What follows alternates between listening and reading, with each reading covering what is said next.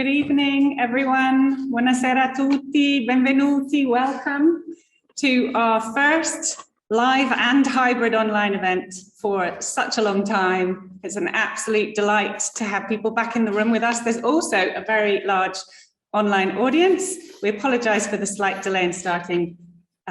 It's a Roman thing.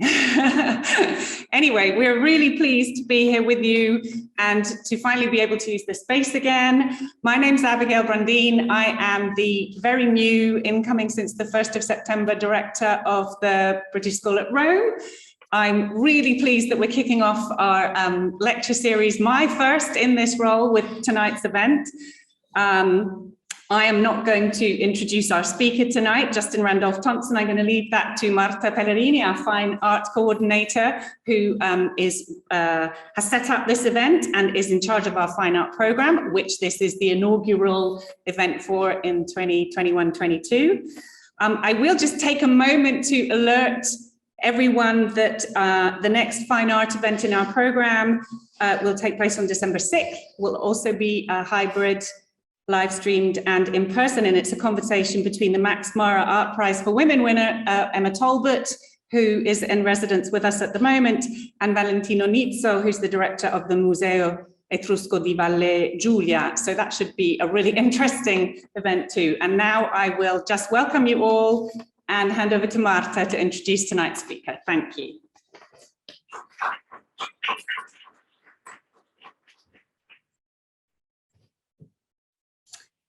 Thank you, Abigail, for your wider support to the Fine Arts program. It's a pleasure for me to introduce Justin Randolph Thompson, new media artist, cultural facilitator and educator, who has been based in Italy since 1999. Thompson is co-founder and director of Black History Month Florence, a multifaceted exploration of African and African diasporic cultures in the context of Italy, founded in 2016, and of the newly inaugurated Black Cultural Center, the Recovery Plan. Serving as a research fellow at the British School at Rome and an advisor to the fellows at the American Academy in Rome, Thompson is a recipient of a 2020 Italian Council Research Fellowship, amongst other prestigious awards. His work and performances have been exhibited widely in institutions, including the Whitney Museum of American Art, the Centro de Arte Reina Sofia and the American Academy in Rome, and are part of numerous collections, including the Studio Museum in Harlem and the Museo Madre in Naples. Over to you, Justin, with the age we are living in.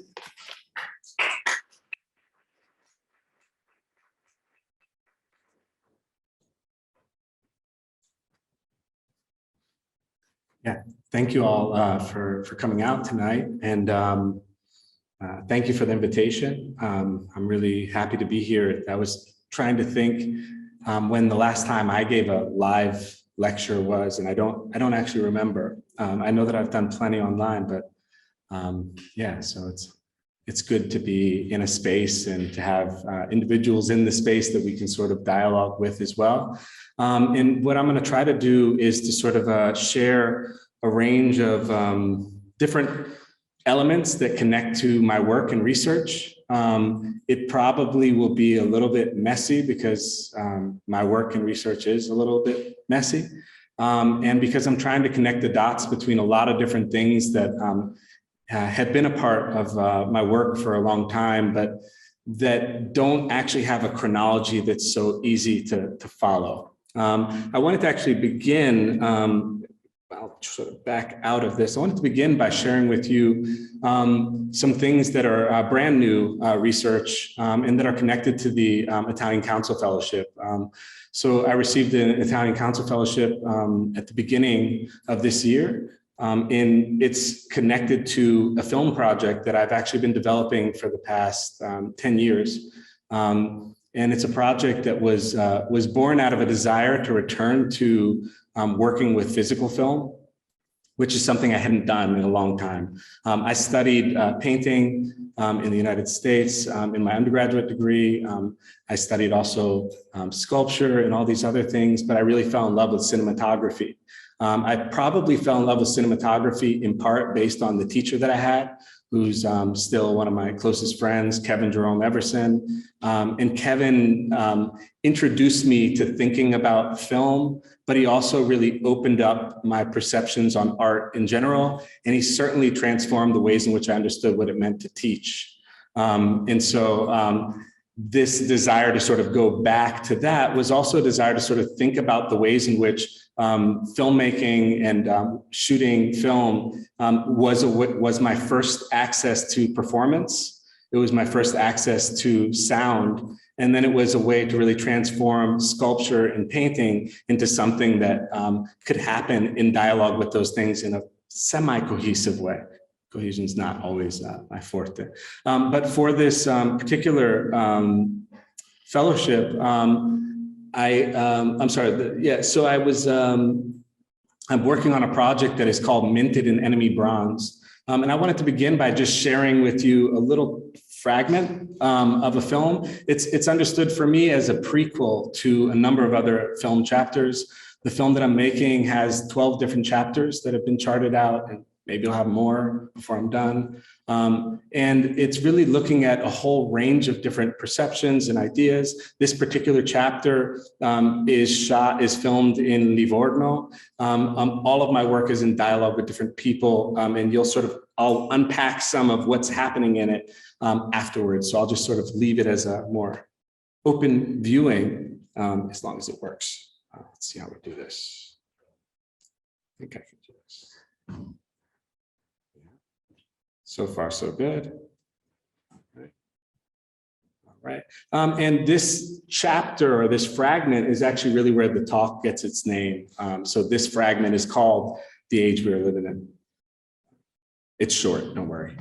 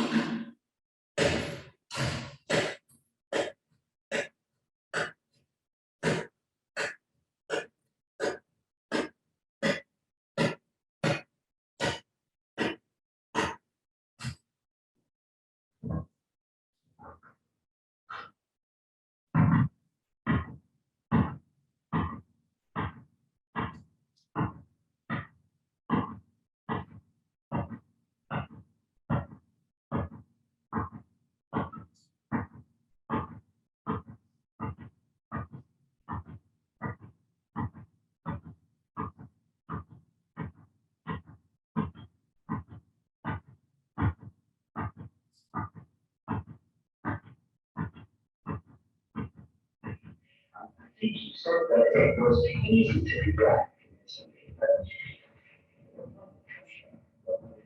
But you come back to the States and ride. It's been a question. Just you.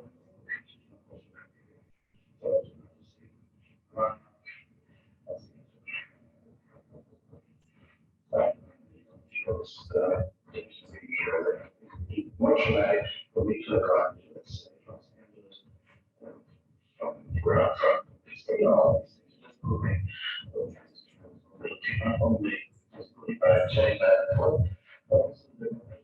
my perception of images.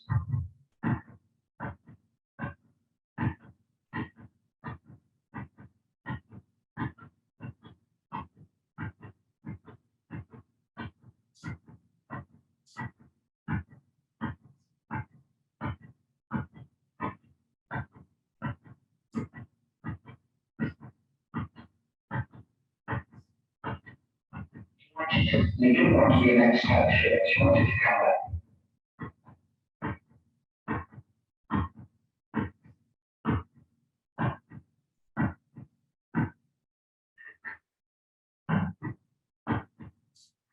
Well, it's almost not that simple fact that practice arts, they just in their own country. So, you know, it's cliches about extinction, that perfect bio establishment before World War today. Everyone was trying to do there, and that is where Glenn Tomkins.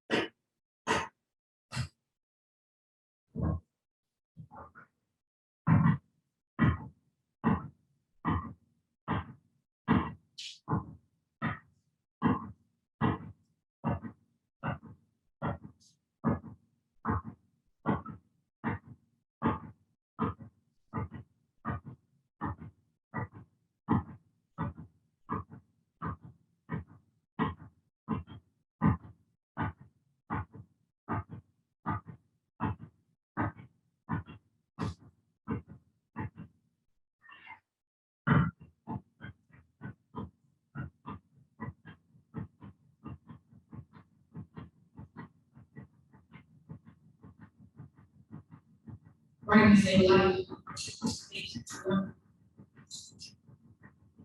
No eyes back there, no sun, no moon, silent black sky, noisy black sea on the dock of the bay. He hears oath, hears wood creak, wooden post in the water, holding up one end of the dock where he sits.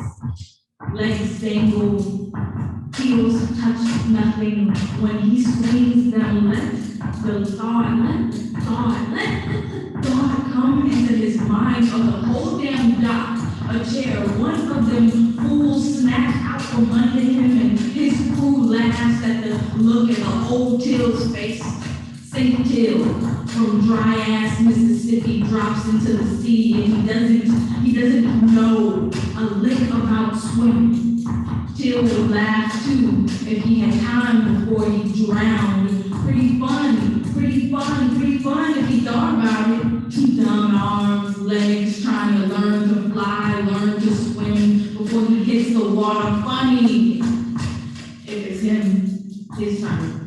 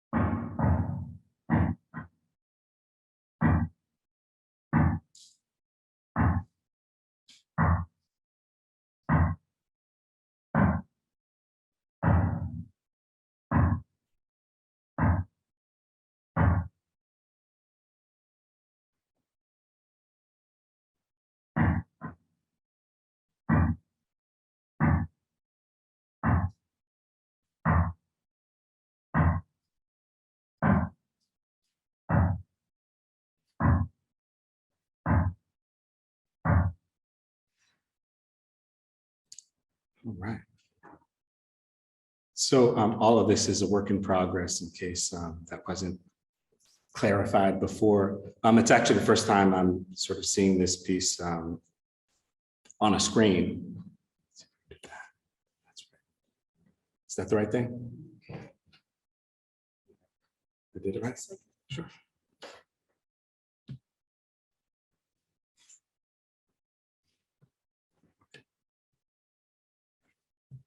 Fantastic. So that piece is part of this project, which was born from this object, which I came across in a market. And, you know, like a lot of things that I encounter, a lot of histories that I sort of work with and think about, you know, in the moment, it didn't seem all that significant, but the words that are on this medallion, this medal, cognato in bronzo nemico, was something that really struck me. It's not that I didn't know that, enemy ammunition was melted down to make things, but there was something about thinking around what it meant to have the ammunition of the enemy melted down to make metals and make something that would be celebratory. And then also the fact that maybe it wasn't just ammunition, but it's also objects. It's other bronze objects that might have been taken or, have been claimed for the making of this. And because I'm someone that's really interested in a certain kind of materiality in my artwork, I was really intrigued by what it meant for this metal to actually still carry some of the original use, the original meaning, the original implications as it traversed into this new form. And it became a really good way to think about some of the research that I was doing in Italy that was really thinking around the meaning and the definition of Blackness in this space. And I think a lot of that work is also work in progress. I was listening to my biography before and thinking about whether or not all of those definitions that I've sort of somehow at a certain time decided for myself as a new media artist or a cultural facilitator, I was wondering if those are still valid describers of the way in which I see myself. And I'm not sure. But the project Minted in Enemy Bronze is one. The chapter that you saw is rooted in one fragment of thinking about Blackness in the context of Italy that is specifically linked to the presence of African-American soldiers. It's a chapter that I've spent some time with just as a way of thinking about the dynamics between the understandings of the US as this sort of liberating force in that moment, but then also the ways in which the perception of Blackness is altered by the arrival of African-American soldiers that are involved in that form of liberation, with all the irony of the ways in which we know the treatment back home was, and then with all the ironies around what we know this context represented in that moment in regards to racial laws and everything else. This particular story was one that came out of looking many, many years ago at Ezra Pound, and reading Ezra Pound and coming across this as, for any of you that have not read Ezra Pound, when you read Ezra Pound, you kind of need to spend a lot of time with like encyclopedias and, all sorts of things to find all of the references because there's so much in there. But this till was hung, this line stuck with me. And it was really curious because I was trying to figure out who this till would have been. And it ends up that he was talking about Lewis Till, and Private Lewis Till was a member of the US Army who was hung by the US Army for under accusations of a number of really brutal crimes. But it just so happens that Lewis Till was the father of Emmett Till, who is this 14-year-old from Chicago who was brutally murdered and lynched in the South of the United States.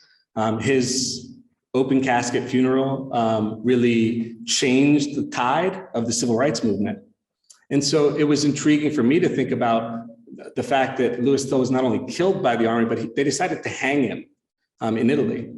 And what it meant for him to be hung 10 years before his son was lynched.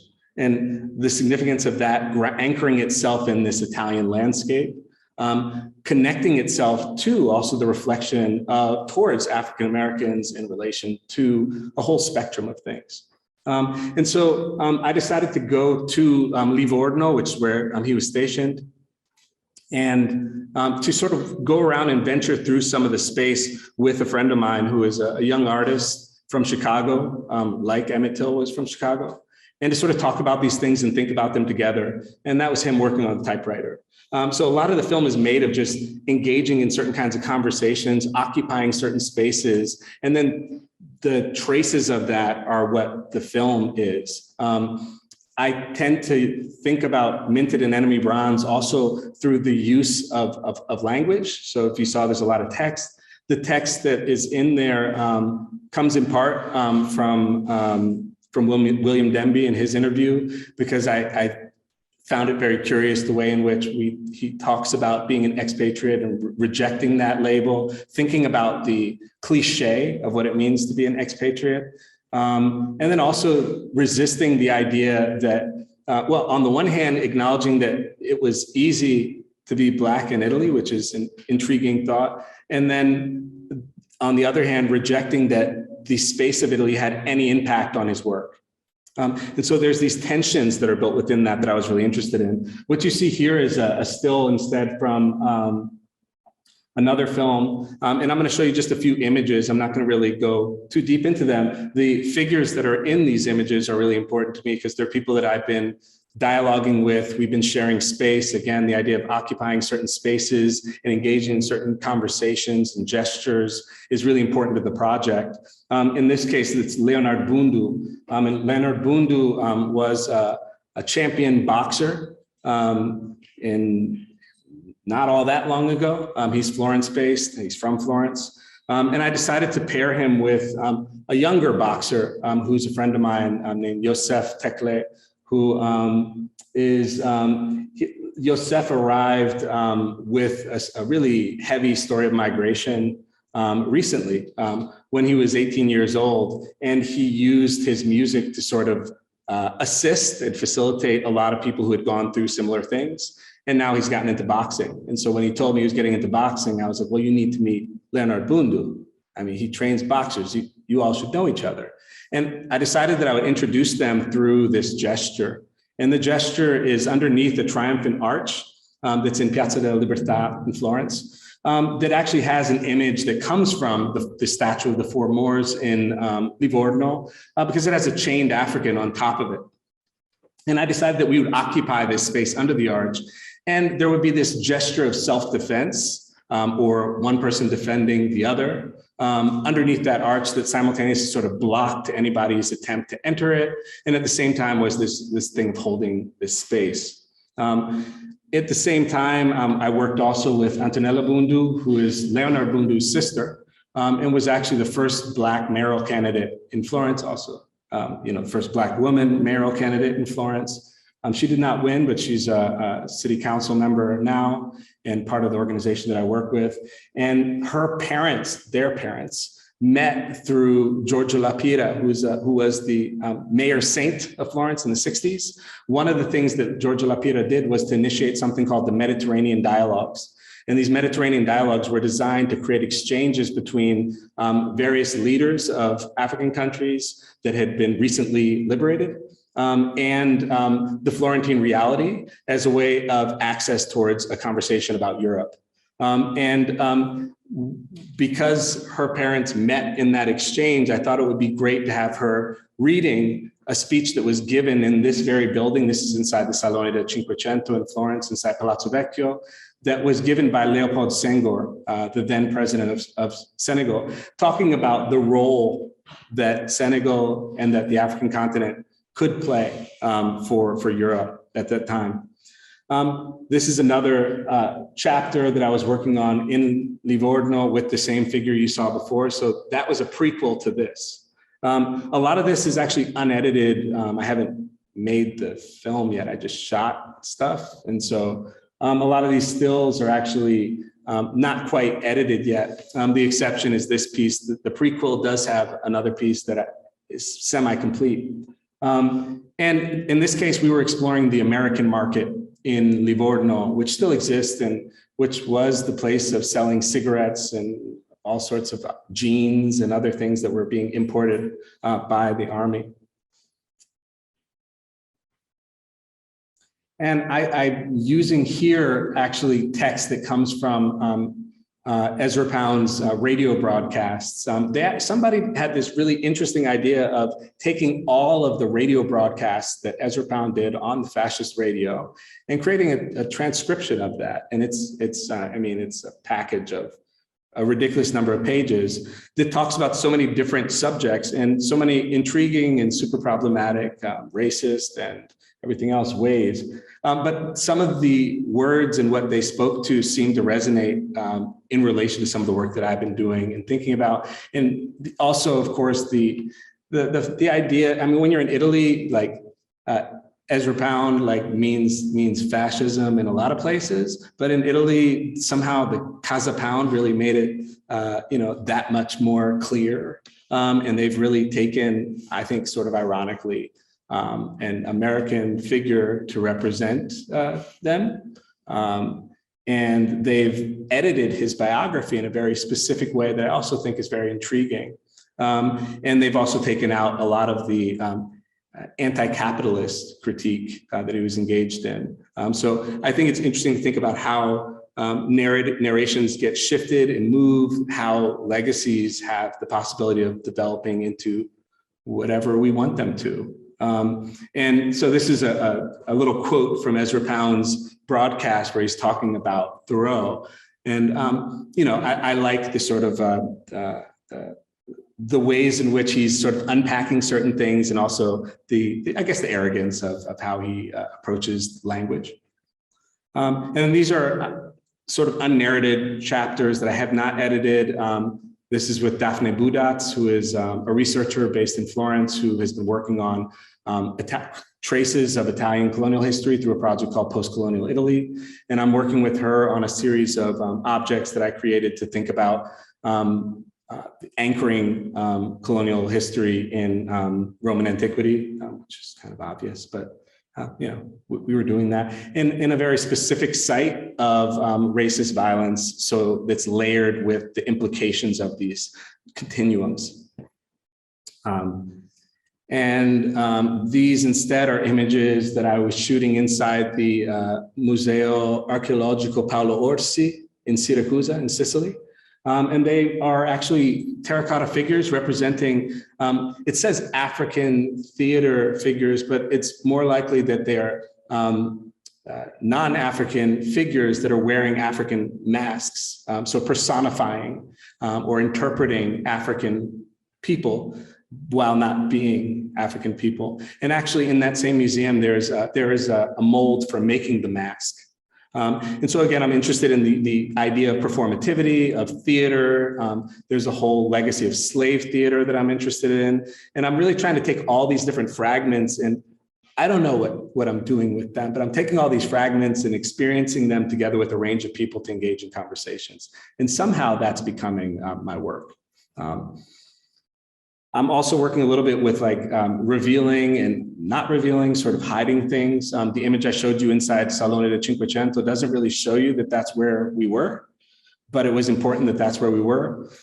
This image is shot in dialogue with a sculpture in Syracuse, a monumental cycle that was done by Romano Romanelli, that it was created to celebrate the invasion of Ethiopia, but was ultimately erected in the 60s in Syracuse, made by a Florentine sculptor. The objects are still, the originals are still in his studio. And so that's the work. So a lot of these things are the outgrowth of me sort of thinking through a range of different time periods and perceptions in regards to Black history in the context of Italy.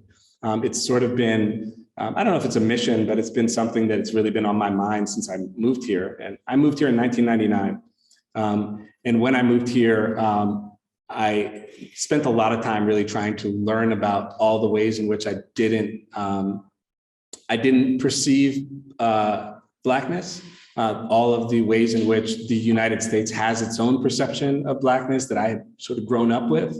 That didn't really correspond to some of the realities that I was experiencing, some of the histories that I was looking at, and that had actually deeper and further reaching roots in this space. And so I was really interested in that. And Black History Month Florence was one way to do that. And Black History Month Florence is basically an initiative that was born in 2016 through a conversation with a friend of mine about conversations that we wanted to have, and a desire to network with people who were having these conversations and to connect with research. And basically we sort of, I guess, spoke it into being. We decided that it would just simply be, and we reached out to many people and started organizing events. The first edition happened with about 1 month planning, and we did about 20 events. This is, I guess, our first poster somehow. And it lists on the right all of the protagonists and on the left, all of the sites where we worked.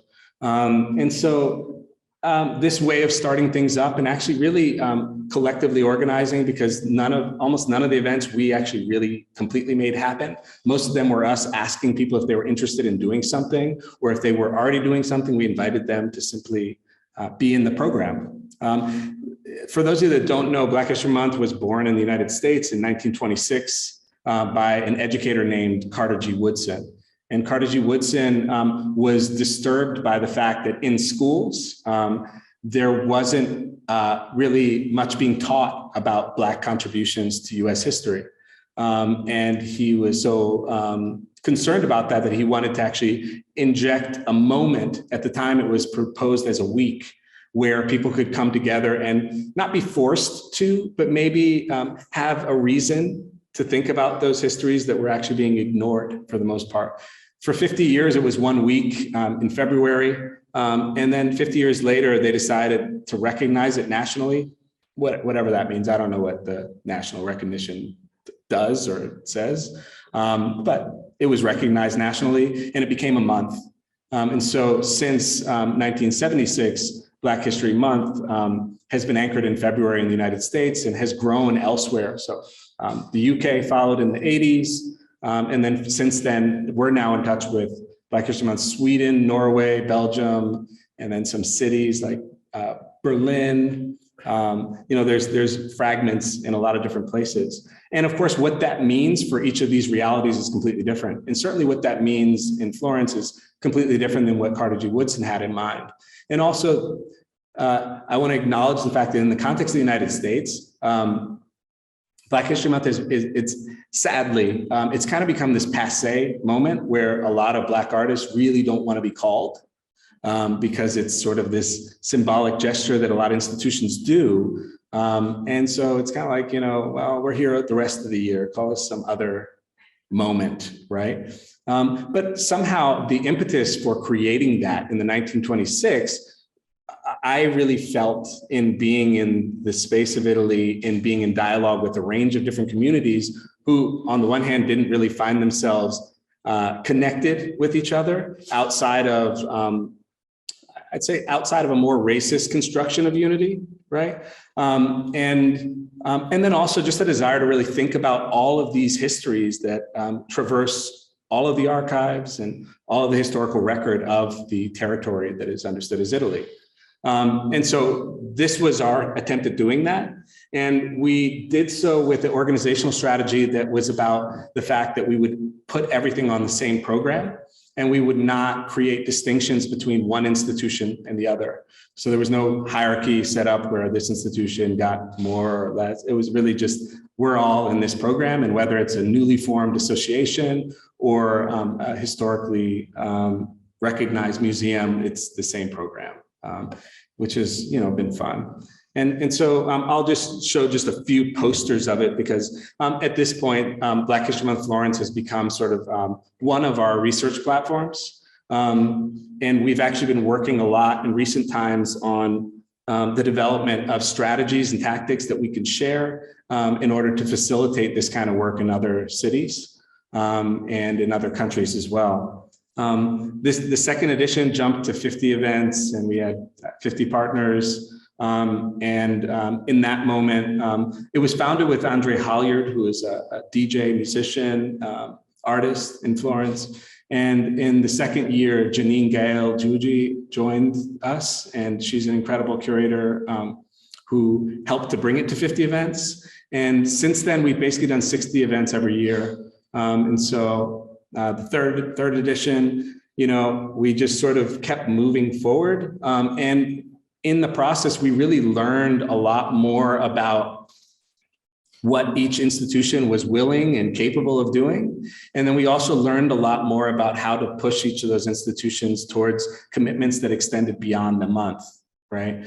And so these are things that just in the process also, we learned a lot just about all these different reflections connecting to Black history in this context, which are not gathered in any really easily accessible place. And we're learning that from individuals and their experiences, and then also other things.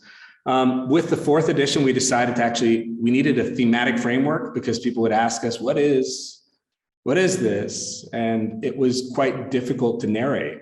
And so we found that through a theme, maybe we could begin to sort of have a different kind of conversation and maybe at least conceptually frame some things. And so it was decided that we would work from musical terms, in part because musical terms in the Italian language tend to be understood in the Italian language elsewhere, and then also have meaning in the Italian language that extends beyond that. And so we decided to start with adagio as simultaneously an invitation and a critique, an invitation to sort of slow down and appreciate some of the complexity that is often lacking, and a critique of how slow social movements actually are, how long it takes to get past some of the earlier hurdles.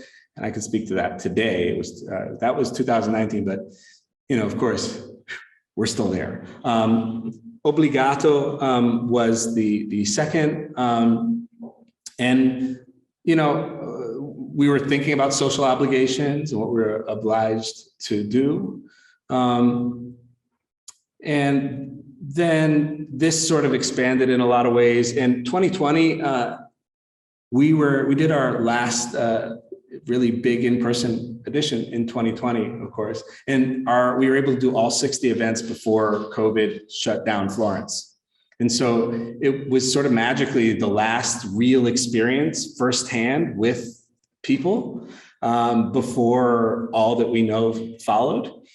And the energy of that edition fed me since then. And the energy of it fed me also because we had developed at that point 3 different research platforms, and all of those were ongoing, and they saw sort of a focus in the month of February. We also in 2020 co-founded Black History Month Bologna and sort of started a whole other line of work in trying to facilitate with some individuals who are organizing there. Patrick Joel Tachera Yanku, who is an artist who's based in Bologna, who we've been working with. And then this year was the virtual one, right? It wasn't exactly virtual. We still did, we typically do about 10 exhibitions. We typically have around 5 or 6 concerts. There's usually around 20 lectures. There's usually at least 5 or 6 workshops, about 10 children's events. We do a few tours. There's been some food events, film. We have 2 film festivals that we work with. So it wasn't all online. We actually managed to open 4 exhibitions, and we did a research residency where we brought in 10 artists to the city, and we're working with them. And so that was also sort of physical and live. But one of the things that the online allowed us to do was to actually reach out to our network elsewhere and work with them. And so Naples, we had a few events in Naples. We had a few events in Rome. We had a few events in Torino and in Milan. And so somehow that network extended, and now there's this desire to sort of make that physical and generally moving forward. But in the process, when I was saying that we have not been, it's not really easy to go chronologically in this work because a lot of things happen along the way. In 2017, we recognized that a lot of people, when we asked them if we could do something like, I don't know, host an event, a talk, there's an artist in town, can we do a talk? Or there's this musician who really wants to do something, would you be interested in hosting that? The answers started to be hey, well, it's June now. Isn't that February? And, that was aggravating pretty quickly. And so we decided we needed to find ways to sort of leave that alone. And basically, really quickly, it became that Black History Month Florence was what BHMF meant in February. And then BHMF, like the MF could be whatever you want it to be outside of February. I like to think of it as Monday through Friday, which doesn't mean I don't work on weekends, but, keep some sort of business to it. And basically, we decided in 2018, working with Villa Romana, to think about strategies for engaging in the kind of research that would help people to understand why it's not okay for us to think about a month as representative of the work that we're doing. And we decided to sort of develop a project that is the first research platform we did, which is called Black Archive Alliance. And it was an attempt to answer a very basic question that a lot of people had. When I would talk about Black History Month Florence, it was what Black history, why Florence? and the desire to sort of talk about the fact that there is no historical moment on Italian territory where Africa isn't in the conversation and where there isn't some form of African presence. And so we decided to dive into this list that you see under this, like what looks like a comb, is a list of different institutions and like private and public archives. And it's a really broad range. I mean, there's a lot of them. We decided to, first off, go into a lot of these spaces and think about how we could narrate it, how we could map the territory, how we could create a setup where we had access to a number of archives that we wouldn't have had before, and then how we could sort of create a way of sharing that. And so what this ended up doing in this first edition with Villa Romana was to become a bit of a catalog that was sort of in these handouts. And it was designed where you needed to actually go to all of these 20 sites in order to collect the catalog. What you got was an envelope, and the envelope was filled with these inserts. And each of the inserts sort of mapped different locations and different ideas. And it really was just meant to be a sort of a primer, just to kind of get things started. It's really short texts. Some of the texts were commissioned by students. Others were us in dialogue with researchers, asking if we could share fragments of their research. And it's as various as, you know, the Biblioteca Marocciuliana, which is what you see in the top left, to Palazzo Pitti and the collection of Cosimo Medici. We went back, at that time, we went to Leonard Bundu and asked him if we could photograph his belts, because he has all these championship belts. So we photographed those and sort of collected photographs from his career to sort of put him on that map as well. The Sahara Desert, which was this Black-owned club in Florence from the late 90s through the 2000s, which was actually part of a concession of the Florentine government in response to the hunger strike that the Senegalese community initiated in 1990. So there's all these like layers of history in that, but it was a space that when I was a student was there, and was a space that would host concerts, conversations, and everything else. And it wasn't the only one. There was a number of Black-owned spaces that were recreational. So we went into the private collection of the owner of that space, the founder. And then spaces like the Agencia, I'm trying to read what it says there because now they changed. It would be Istituto Agronomico d'Altremare, but that name is, you know, has a bad rep for obvious reasons. And so they decided to change it to Agencia, and I can't, Italiano per la cooperazione allo sviluppo. So it's about development. The role is still sort of about agricultural development elsewhere and providing the tools and the know-how, right? But it was originally designed to assess the colonial holdings of the Italian state. And it has a pretty big archive of many different things, mainly dedicated to plants, but also a photographic archive, mainly coming from Eritrea and Ethiopia. So we made this sort of map. We also designed a series of tours. So when you would go into some of the spaces, we would have tours that were designed in part to sort of demystify the archive. Because I mean, as a student, I didn't really feel like I was, well, first off, there was a lot of space I didn't have access to, like quite literally. And then some of the ones that I did go into, it really didn't feel like it was designed for me. Like I didn't feel like I was supposed to be there. And while we sort of ventured and thought that it might be difficult to find the traces that we were looking for, we found out instead that it was very easy. And that in every one of these archives, there was tons of information and material about the connections between Italy and Africa that simply had not really been researched all that much, had not really emerged all that much. And so here, this is the archive of the Alinari, which is one of the biggest photo archives. Yeah, I don't want to make one of those claims. I don't know, it's really big. They're important. Down on the bottom is the Kunsi Storious Institute, which is looking mainly at the documentation around the phototechas dedicated mainly to the documentation of Italian Renaissance art. Above, that's inside the Agencia, I said it before, but you know, I'm forgetting the new name, the Istituto Agronomico Altremare. And so we set up these stands, and the stands you see in the top left are actually something that we designed as a format that we can make really cheap prints and that we could loan the stands to whoever wanted to have this research. And so the information printed on them came out of the catalog and was something that was just a really short reflection on these different spaces and their holdings, and with images. And so it was something that was designed also to really be shared for education purposes. The second volume, we decided we wanted to reframe it and to continue with some of the archives that we've been working with. We invited a group of students to do the research together with mentors to see what that would look like.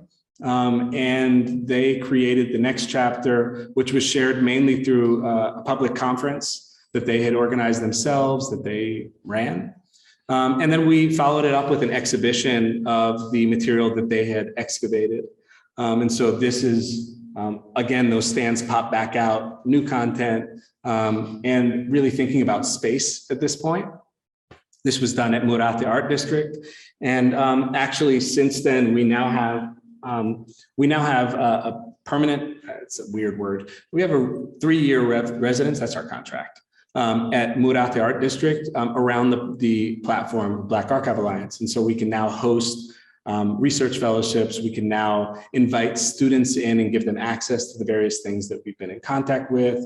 We can sort of facilitate certain things through that space, and we have a space to share them, which has been a really important marker for us. The third edition, we actually decided to stray from the formula because we do that. And we decided to just point to individuals that were doing different kinds of research, and we wanted to think about what they might represent as archives and their own archives in relation to different subjects.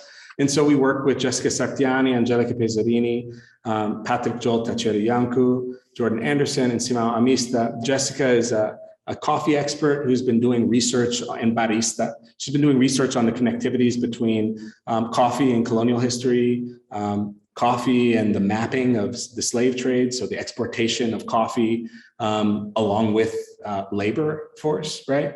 Angelica Pezzarini was doing work on the connectivity between the ways in which the Black body is understood and interpreted in colonial advertising around Italianness, tomatoes and coffee, and the ways in which we understand the Black body through mass media today in relation to braccianti and agricultural laborers. Patrick Joel Tacheri-Yanku was doing research on the connections between the Cameroonian community and Italy, sort of looking at the roots of this community and really looking also at schools, an art school that he attended that is in Cameroon that is dedicated to, it's an Italian school that is in Cameroon that he studied at. And Jordan Anderson was looking at anti-racist activism that was happening since the murder of Jerry Maslow, and sort of placing that in continuum with some of the anti-racist activism of today. And then Simão Amista is an anthropologist based in Modena, who's been working on the retention of African spiritual practices in diaspora. So we kind of work with all of them, and we've dragged their research into another platform, which is called Vulgar Eloquence. And it's designed to sort of bring that into public sites that might have these kinds of memories, and to do so facilitated through the language of moving image and performance-based practices of Afro-descendant artists. So this is a poster for it. These are the signs which we put up all over the place this summer. And these are some of the screenings that we did. We had a permit, but we did it as if we didn't have a permit. They weren't sites where we invited anyone. We just sort of put things up and did it.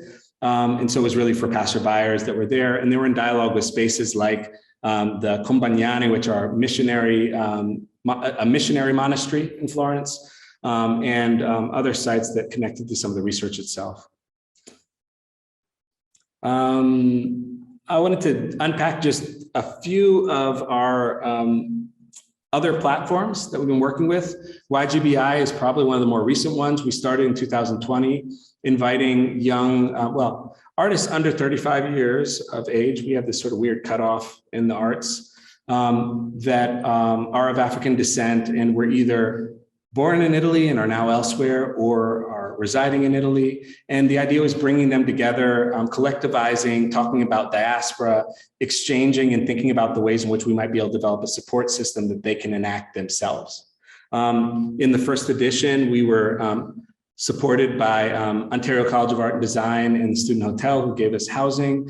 Ontario College of Art and Design gave us studios, and they sent over mentors. Andrea Fatona, who's the researcher and curator that you see on the left, and Leif Jarlefia was another curator who came with her. And they led the conversation around diaspora. And the first group that we had consisted of 5 artists, Francis Offman, Emmanuel Lloro, Binta Diao, Razil Perin, and Victor Fotzonier. And all of these artists, the idea was that we would start a conversation in Florence, and then the research that they developed and the work that they developed would be something that we would use to try to support their careers. And so we've basically been finding exhibitions. When grant opportunities come up, we pass it to their network. We provide counsel in relation to galleries, museums, and anything that is needed. And then we just simply consistently insert them into a circuit of artists that we've been working with. We had the fortune of being hosted at the Museo Maga to present solo exhibitions by each of them, which was really, really fantastic. And mainly what we decided to do, the five researchers that I listed before, those 5 came about because we wanted to actually pair each artist with a researcher connected to their work. And so each of those researchers of Black Archive Alliance were actually paired with these 5 artists right after the residency, and for the following months developed their research in tandem, sort of learning from each other. And so accompanying each of these exhibitions was the research that was connected to the work. And so it was a way of sort of expanding their network, so that instead of 5 people, it was 10 people all of a sudden, and a way of thinking about different ways of engaging in research. Here's some images from some of the exhibitions that we did at the Museo Maga. What you're seeing is work by Binta Diao in this image. Her project was called Nero Sangue. This on top is the exhibition that was dedicated to Victor Fotzonier, and on the bottom to Francis Offman. And I apologize to Razil Perin because I didn't put his images in here because I couldn't find them on my computer. These things happen. But we also did an exhibition for him. We are now developing the project for Emmanuel Lloro right now. The second edition we did this year in February, and we invited 4 artists, Silvia Rosi, Agidier, Kelly Costigliolo, and Christian Offman.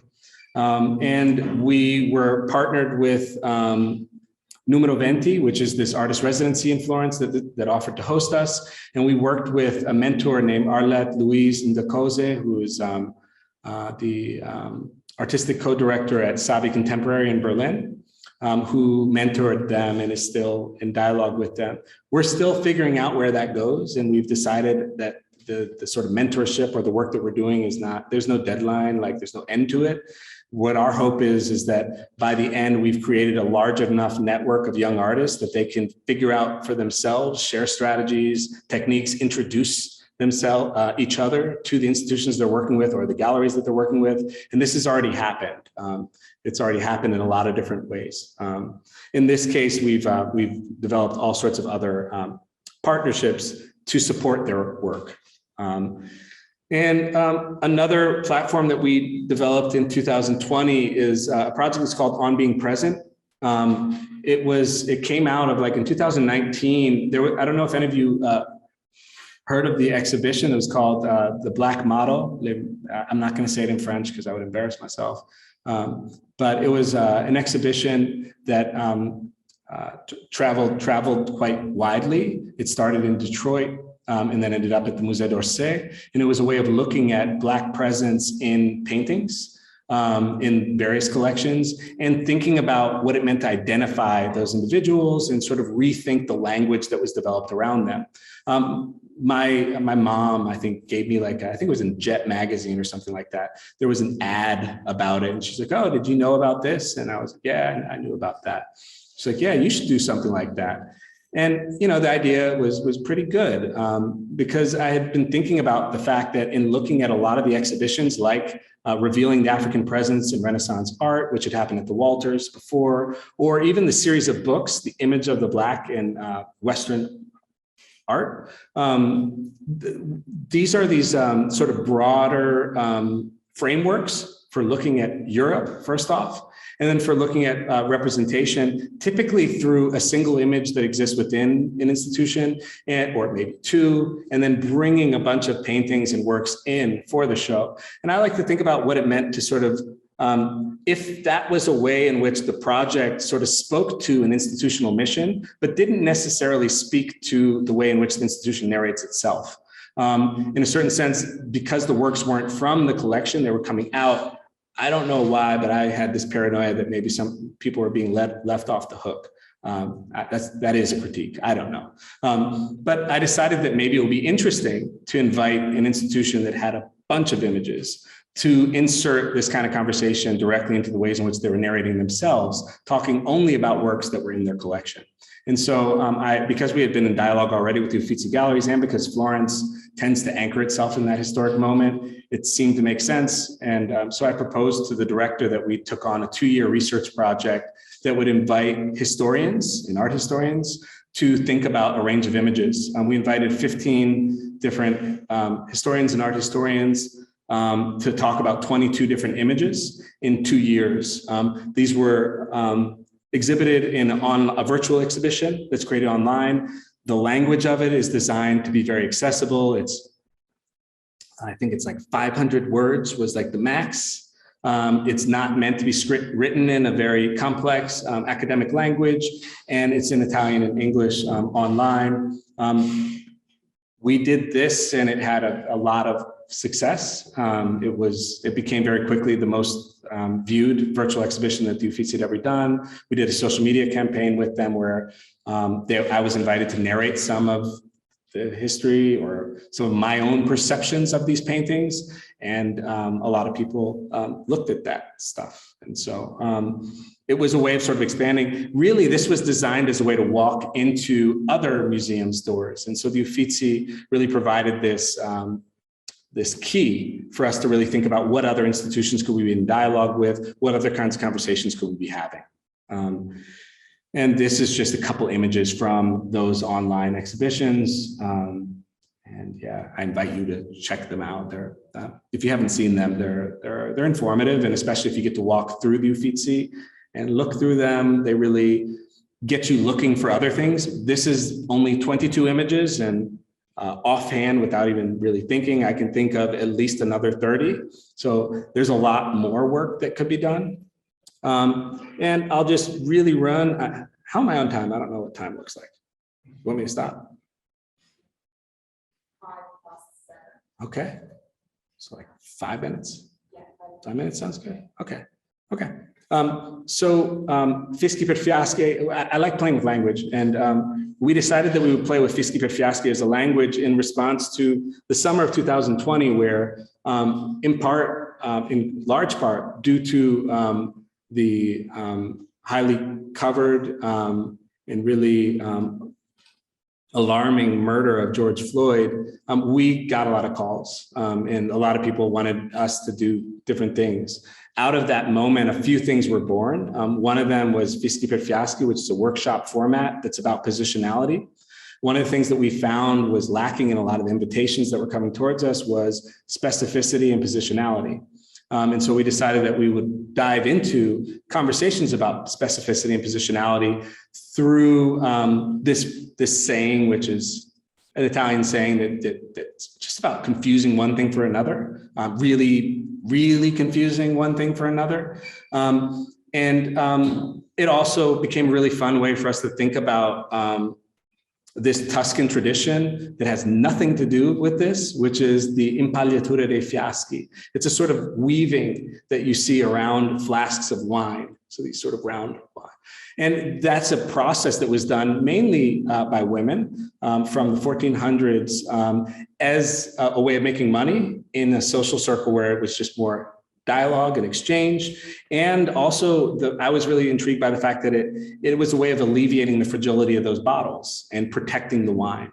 And so all these gestures of protection seem to make sense. And basically what we do is we have conversations and everyone shares their own positionality and reflection on various topics while we work on bottles. And we, do that, somehow activate our hands and minds. We've done, how many is this? We've done 9 of these workshops so far, and this is what you're seeing here. We did it in the framework of Scuola Popolare, which is a format developed by Villa Romana as a way of sort of sharing in this COVID moment and getting people together in their gardens. In that same moment, we were invited to give a talk at the Florentine, which is an English language newspaper based in Florence. And they invited me to speak about George Floyd, which, I didn't really know that I wanted to go on a public conversation about George Floyd. And also really didn't know that I wanted to be the spokesperson that a lot of people wanted me to be for some form of, some imagining of a Black community here, and certainly some imagining of a Black community in the US, and somehow I was representing those things for a lot of people. And I agreed to talk about the work that we were doing and the ways that it was engaging in forms of activism that were necessary, as long as we could start editing a column with them. And so we have a monthly column with the magazine where we invite different writers to contribute thoughts connected to Italy. These are just some of the articles that have been done. And then the recovery plan was born. The recovery plan was actually born in 2019. It was born thinking so the recovery plan is a Black cultural center. It came about in 2019 while we were thinking about Black Archive Alliance and thinking about what it means to have an archive, what it means to sort of prepare a recovery plan to make sure that your archive will survive. And we were thinking about the ways in which the unforeseen disaster that you're preparing for is actually foreseeable when you think about Black history and Blackness in the context of Italy. My way of thinking about most things in regards to the future and past is about Sankofa. It's about this, which is an Akan word what's now known as Ghana, which talks about looking to the past to find the future. And so it's anchoring the aspirations for future and the understandings of it in the past. Because I think of things in that way, the Italian past seemed to make it really evident that for a long time, we were going to be looking at a natural disaster in relation to these things, that we needed to be not only preparing, but enacting that plan. And so we did so through a pop-up. I worked on getting a space for a long time and nobody wanted to hear it. So we engaged a gallery, which is called Galleria Biagiotti in Florence. It was a contemporary art gallery for many years. Anyone who was hanging out in Florence in the 90s would know it's a really, really cool space. And we jumped in there for 1 month and said, this is what it would look like if we had a space, if we had a center. This is what it would feel like for the city to be a host to this. And this is the ways in which we were thinking about recovery and disaster planning, right? And this is sort of the cycle, which is continuous, that we engage in our work. Actually, Phoebe Boswell, who was here at that time, was one of the artists who was invited to be in the exhibition portion of the center. In the exhibition, we also had a fellow at Villa Romana, Rajkamal Kalon. And then we invited Kelly Costigliolo and Ajidye to be a part of this. And then upstairs, we had a screening room, and I don't have images of it apparently, where we had work by Alessandra Ferini and we had work by Muna Musia. And so we brought together this sort of screening program. We brought together this group of works, and then we created a library where we would have discussions. It was a pop-up library. It was really my books from home. I brought them there, and they were accessible for that month. But the sort of energy that came out of these exchanges was really, really powerful.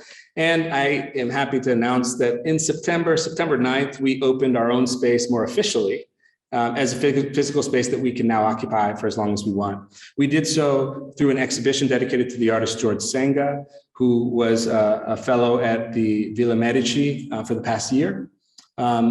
And he sort of inaugurated this gallery part of our space. You can see some of the images from his research. We decided to really anchor our gallery space in the research of artists rather than really focusing on objects. thinking about the ways in which the research of artists is a really great way for us to expand our own research, to think about the kinds of books we should be reading, the kind of conversations we should be having, and also an opportunity for the artists to really experiment with what they share. And this is an image of our library on the top. That's the library of my own books and books that have been donated to us. And on the right, I'm sorry, on the bottom, it's not on the right. Oh yeah, it is on the right. On the right is part of the latest platform, which is called Library on Loan. It has the same focus as Black Archive Alliance, where we invite scholars, historians, writers to loan us a big chunk of their library for a month. We catalog everything, and then we sort of make it accessible to people. We have conversations around it. We have a conversation this Friday for anyone who's in Florence, dedicated to the library of Papa Diaw, who's a Senegalese activist who's been in Florence since 1979. His library is dedicated mainly to all different books on political history of various African countries, going back to 1949 and ending mainly around 1990.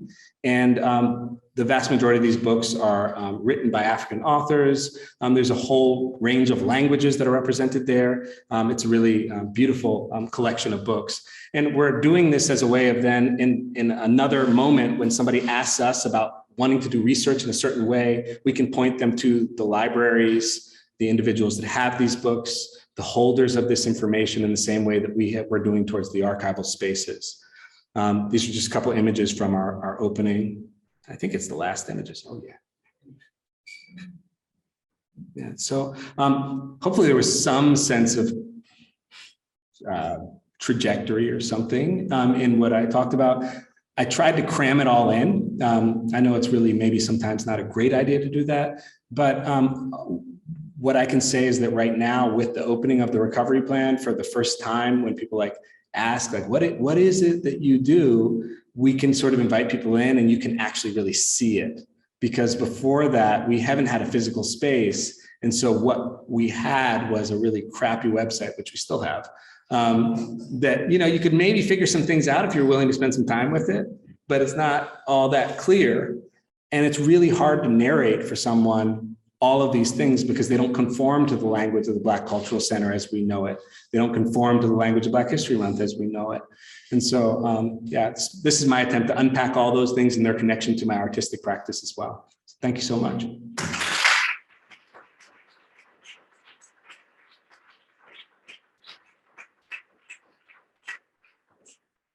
Thank you so much, Justin. Yeah. Now it's time for Q&A.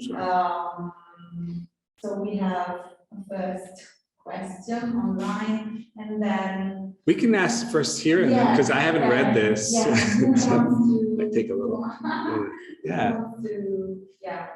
Ask the question.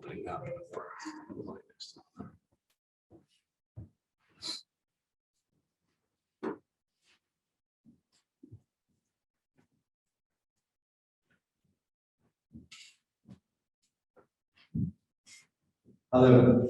Yeah, that was very interesting. Thanks. I'm curious. I've been here in Rome for 20 years. I've been in Italy 40 years now. So as a British person, and I always follow the politics here quite a lot. And but more recently, being in Rome, and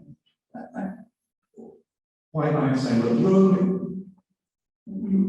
Rome has United Nations organizations. Yeah, I mean, it has 3 big United Nations organizations here for Rome. You talked about Roman history, Roman history, and obviously Rome was where, the buildings, the architecture, the symbols of fascism are fairly clear here. Yeah. So I'm curious about the fact, for example, that contrast between that past, the ancient past of Rome, the Roman Empire, we touched on that. And then we have, which is obviously there are still very, very raw wounds surrounding the word fascism, which are particularly raw at the moment, since we just had an election in the city where a number of things happened. which have brought it again to the surface. But what I'm curious about is that you guys, you're in Florence, and maybe, I don't know, because Florence is the city of art, the Renaissance, lots of Americans go to Florence because it's that center of culture and art. And yet I'm thinking in terms of race, I mean, here in Rome, for example, FAO, next to Circus Maximus, next to the Palazzo Capitale, so ancient monastery. Yeah. At the same time, and the building which seats FAO, which houses FAO, was actually the building that Mussolini built in the 1930s for his African colonies. Sure. So I'm just thinking in terms of, and this is just thoughts that came listening to you, and I'm interested in the fluidity of the way you sort of think and physicality. I'm talking about space. Mm-hmm. There's a space, FAO, which was built for the colonization of, of Africa. Mm-hmm. And it now houses United Nations Support Organization for the Agriculture. Right. So these contrasts that are here very much in Rome between the empire and then the colonies and fascism and somehow I'm wondering if you had any contacts or engagement. So I sometimes think that the UN organizations here in Rome, somehow the Roman citizens here aren't actually that aware of them being here. They're a bit slightly in a bubble, and yet they are the most important international development organizations in the world, and they're here in Rome. Yeah. So it's not really a question; it's just a reflection. Yeah. I wondered if you had any thoughts about some of the things that I've been highlighting about this place. Sure. Yeah. Thank you for that question. I mean, I think the contrasts are really all over the place in Italy, and the impact and traces of Roman antiquity are really well embedded in a lot of different cities across the country. The connection to some of the bigger, more government-based institutions, we don't really, I don't have any issue with having conversations with bigger organizations, but they're not exactly looking for us. In our experience of working, we have the co-promotion of the city of Florence, the Comune. We've had that for the past few years. We're in dialogue with the city hall of Bologna, but those are not the kinds of government-based organizations that are engaged in these sort of bigger things. And a lot of times they're very localized in terms of what they're interested in.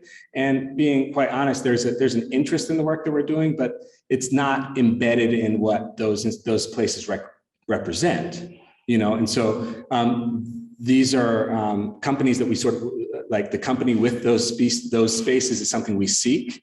But we also don't spend all that much time seeking because, we're pretty accustomed to getting really lukewarm responses. And the urgency that we feel is more about all of the other realities that we care for, that we know are actually really dedicated to this kind of work. And that, for us, carry perhaps even more pull and certainly more authority in our world than those bigger institutions do, right? As much as those represent a sort of big authority, they don't represent authorities on the kind of work that we're doing, And so we're really looking for those people that represent that for us and trying to collectivize in that way. But that said, I think that it could be intriguing to engage in those kinds of conversations. It's also the fact that we're a small organization that has never had administrative funding ever. And so all the things that we do with a volunteer-based team, including myself. The artwork that I make is the ways in which a lot of the stuff that we do is funded. We have other sort of battles to pick, right? And certainly in terms of the city of Rome, when you move around, as you start to dive into these histories, when you move around, you'll find that there's actually a lot of really active traces in most cities. In Florence, we started in Florence because I lived there. That's really the only reason. But Florence has also been the site of racist violence for years. There's been a number of murders, and there's been a number of anti-racist protests. It's the site of a lot of colonial history in relation to sort of thinking about agriculture. There's layers to it, right, that really place it in a way in dialogue with a lot of things that I think are really also important, mainly because I'm there. But I mean, it could be my hope personally is that other people elsewhere are doing this kind of work as well, and uncovering and thinking about the specificities of those realities in which they find themselves in, and finding strategies to sort of to resist, I guess, but then also really just to contrast a lot of what the standard tends to be in this context, which is a really, in this work, it's a really aggressively violent standard where just to state that we know the name of an African person in a painting in the Uffizi galleries is to sort of get pushback. Just to state that, which is not really doing anything revolutionary, it's met by resistance. And so that tells you how sort of fragile the construction of Italianness and whiteness actually is, right? And the lack of interest in engaging in these conversations. Thanks a lot. I could just say what I really like what you're saying is that the importance of conversation. Mm-hmm. It's conversation, and one of the things in Italy very often, I find living here for so long, is that there is so much dogma, mm-hmm. and if people could just actually have more of a dialogue. Okay. And the key is having conversations. Yeah. I mean, I know Bologna very well, so that doesn't surprise me. I've been in Bologna for many years, and yeah. Culturally very, very active. Yeah. Place. Thanks. Yeah, thank you. Thank you.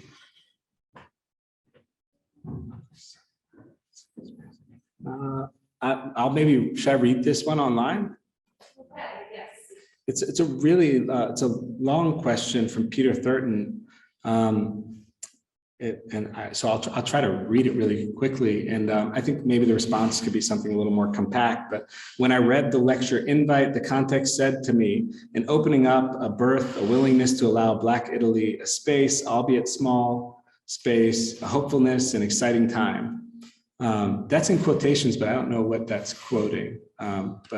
In preparing for your lecture, I viewed some of your YouTube videos and works. In viewing them, I was left with the impression that Italy still has to acknowledge the history and influence Blacks have had and continue to play in Italy. Today, what is your observation, your hope of the public sentiments to create safe space and place for Black Italian culture? Thank you for that question. In terms of, I always have a little bit of resistance to ideas of safe spaces because I'm not always real clear on what we mean by that. I kind of know what is desired, but if safe space means that we can't have critical conversations that make all of us uncomfortable, then I'm not all the way convinced by that. I think that there's a lot of times where there's an important moving away from certain context, public discourse, and finding those spaces where we can have other kinds of conversations, but those spaces don't necessarily become safe when we do that. It just means that we're more comfortable. It's like when we go and hang out with our families, like we can say things, we can get angry at each other in ways that we can't in public space, right? Maybe that's safe. I don't know if that's safe. And then in regards to Black Italian culture, I think, is really a really tricky set of words in line with each other. So that already thinking about Black Italianness is an incredibly difficult thing to really construct because of how many different ways people identify with being in this space, how many people might not identify with Italianness, how many people might not identify with the word Black in relation to that, and then all the complexities that come between. And so, the hope in public sentiment is that, there's more reflection and more consideration. And I guess also really hopefully, because I'm interested in history, more emergence of these histories, right? So that we don't have to all dive into an archive to figure out some things that are actually really basically written into Italian history. So I would hope for those things. this space that we have is a space that we have right now, and I'm grateful for it. I think it's a space that provides meaning, but I don't assume that it is forever. I don't even really know that it's sustainable, or that any of this work is sustainable in traditional use of those terms. But it's happening right now, and so we can sort of embrace it and learn certain things from it, and hopefully we'll leave enough of a trace so that some templates have been made and some approaches to sort of working together will come about, and maybe some institutional push will happen as well. Grazie, that was very, very interesting. A bit late, so I hope my question doesn't somehow highlight aspects that you already described at the beginning, but basically something more on your artistic practice. I'm wondering if you could somehow speak more about the idea of building institutions somehow, because if I see a trajectory, you ask at the end of your presentation, I hope you see a trajectory. Yes, I do see a trajectory in what you just present us today. And it's not really a question, but it seems to me that you have kind of an exuberant approach to art, and you develop platforms and space, also library, also archive, and so on. And I'm wondering if you see this as a new trajectory of institutional critique somehow nowadays. Artists respond in a more proactive way to certain criticalities and critical discourses, and what's your position on this?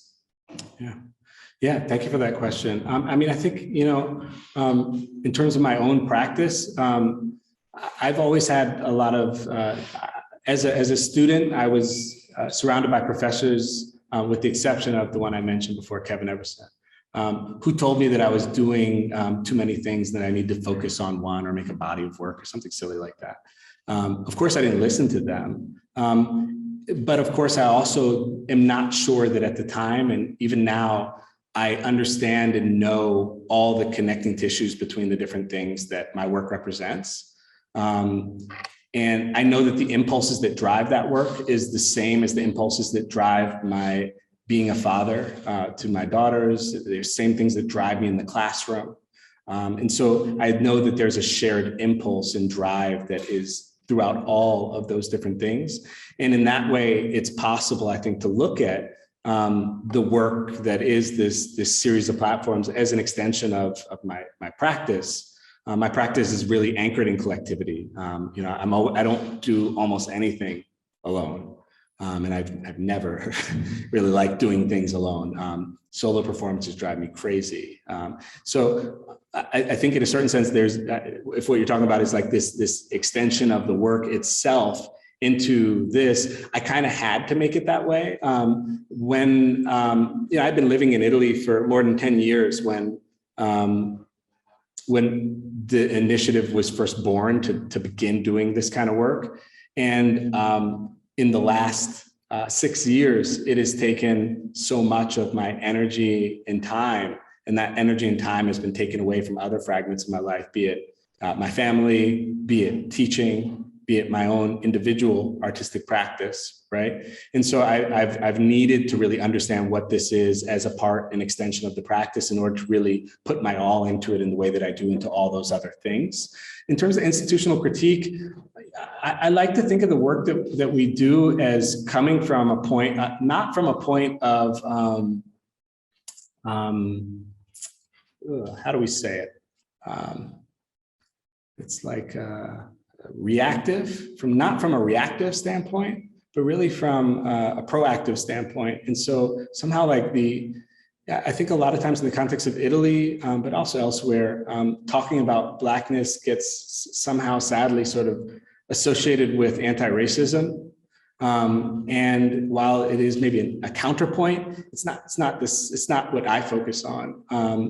We're really focused on a form of celebration. And a lot of times that's just about caring about ourselves, so sometimes not as revolutionary as it may seem, but within that is certainly a critique. I'm a, like, you know, ask my daughters and my wife, I'm a super critiquer, right? Like if you ask me how your clothes are today, I'm gonna like really tell you some stuff.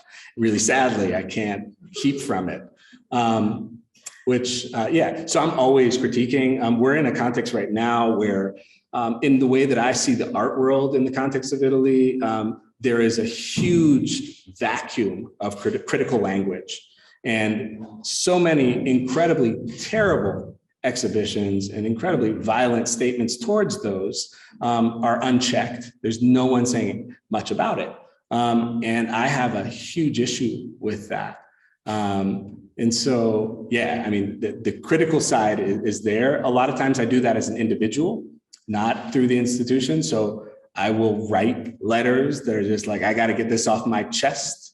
In current events, some of you may have read the sort of most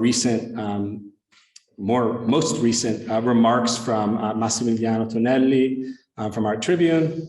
And those are remarks that I find completely unsurprising. I wrote an extensive letter in critique of Art Tribune in 2019 that was updated in 2020, and I could have updated every month. Because when it comes to thinking about Blackness, the kinds of representation that's in there is so counterproductive that it's harmful. And because, again, there's no real critical exchange that's happening there, right? It's what makes it possible to have an issue in 2019 called Black Power, Black Culture, Black Renaissance, and use an Italian colonial poster of an Italian soldier with a flag in hand, kicking a naked baby, a naked Black baby in the ass. Like, that's the image that accompanies it, despite the fact that throughout the whole article, it doesn't mention Italy almost at all. So, I mean, like, this is the kind of like, really just missteps, if we want to call them that, but, really egregious missteps that are fairly consistent, and they happen in lots of different spaces. That's just one. But I do think it's important to sort of critically speak to those things. I tend to do it as an individual rather than through the institution itself. Not because, I mean, I think it's clear what the work of Black History Month Florence and of the Recovery Plan stands for. But I don't, I like to really dive into critique and like to really go there. And I don't want to like drag anyone in there as if they all have to agree with me, Thank you, Justin. Thank you, everyone who came tonight. So now you're all invited for a treat upstairs. So. Thank you so much, and you can reach out. When you come to Florence, you can come visit our space. Our website is just blackhistorymonthflorence.com. And my email is the actual email of that. So you can write me very, very easily. And yeah, so I'd love to continue the conversation over drinks. Sorry for those online who we didn't respond to. Maybe you can email me and I'll see if I can attend to it. Thank you so much. Thanks again.